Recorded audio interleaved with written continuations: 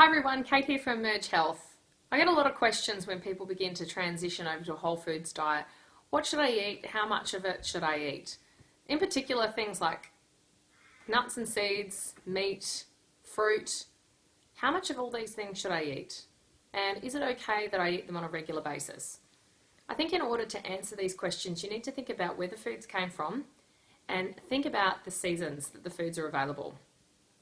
So in a sense, you're starting to think like a hunter-gatherer. The best way to put this into context is look at foods available in the season. So firstly, nuts and seeds. Nuts and seeds are typically available in winter and autumn months. So they're the best times to be eating those things. It doesn't mean that you can't have them the rest of the year, but in a sense it gives you an idea as to when they're most going to be useful, because obviously the ingredients in those foods are specific to the season. So they're more useful to help us get through the winter months because they're energy dense. A good example of this is a macadamia nut. Think about a macadamia nut. It's beautiful, full of saturated fat, and is really useful for cooking. Wonderful food. However, if you had to go to the supermarket and buy some macadamias, you'll notice that they're all deshelled already in a huge bag, and you could easily eat the entire bag over the course of a few days because they're so delicious.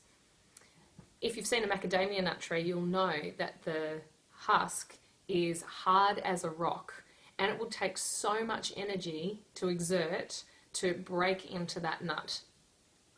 So when you're thinking about nuts and seeds, it's actually a really useful exercise to buy them in the shells so that you know how much energy that you need to get into them, and that will help you to determine how much of them you should eat. So we're talking about a small handful. Walnuts are a bit the same, very hard shell.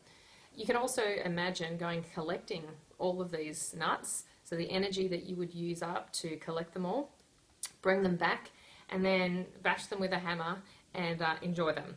And I would imagine that most people would probably give up eating them or breaking into the shells far sooner if they had to do that than if they went to the supermarket and bought a huge bag that were already deshelled.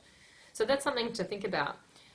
Further, in relation to seasons is fruit and vegetables. So the seasons give us an indicator of what types of fruits and vegetables we should be eating, because the ingredients or the chemical constituents in those fruits and vegetables are helping us in that season. So for example, in winter it's a lot colder.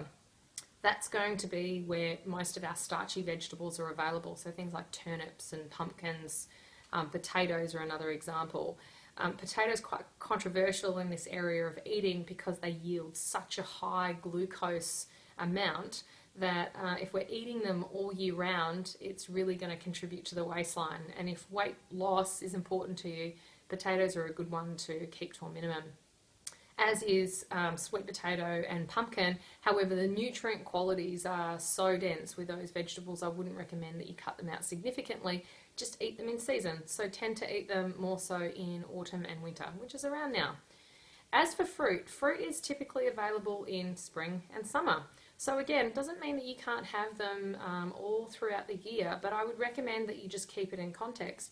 When you go to the fruit and veg shop, ask the fruiterer, where did this fruit come from? And if you find out that the fruit has come from America, for example, or it's come from Queensland, where it's warm at this time of the year, in America it's heading into summer, you know that you're eating food out of season. So that's a really good idea to get in there and talk to the people that you're buying fruit and veg from, and use that as a bit of a guide as to how much you should eat, and so how much energy that you need to exert. Do you have to climb up a tree to get them if it wasn't available on the supermarket shelf or in the fruit shop? And you know, in terms of quantity, so nuts, just eat a small handful through the day. I hope that helps, and happy eating. Bye.